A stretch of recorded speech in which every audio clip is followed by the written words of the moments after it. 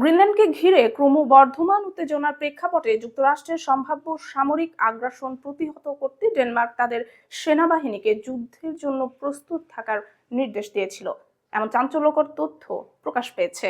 ডেনমার্কের রাষ্ট্রীয় সম্প্রচার মাধ্যম ডিআর এর এক প্রতিবেদনে এ তথ্য জানানো হয়। প্রতিবেদনে বলা হয়, গত সপ্তাহে ড্যানিশ সামরিক বাহিনীকে সর্বোচ্চ সতর্কতায় রাখা হয় এবং প্রয়োজনে গ্রিনল্যান্ডের রাজধানী নুকে তাজা গোলাবারুদ ব্যবহার করে প্রতিরোধ গড়ে তুলতে সেনাদের প্রস্তুত থাকতে বলা হয়।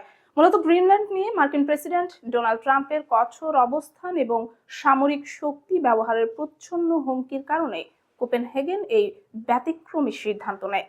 ডিআর এর প্রতিবেদনে আরো বলা হয়, যুক্তরাষ্ট্রের সম্ভাব্য হামলা প্রতিহত করার বিষয়ে ডেনমার্কের রাজনৈতিক অঙ্গনে বিরল ঐক্যমত্য দেখা যায়।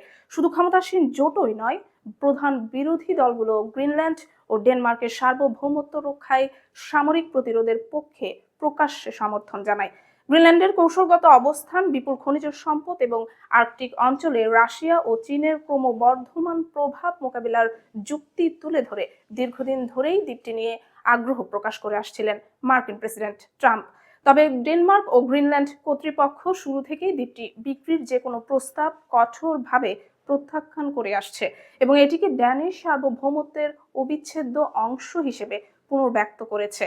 শেষ পর্যন্ত সুইজারল্যান্ডের দাভোসে অনুষ্ঠিত ওয়ার্ল্ড ইকোনমিক ফোরামের বৈঠকে যুক্তরাষ্ট্রের প্রেসিডেন্ট ডোনাল্ড ট্রাম্প ও ন্যাটো মহাসচিব মার্ক রুটের মধ্যে আলোচনার পর পরিস্থিতির কিছুটা অবনতি ঘটে।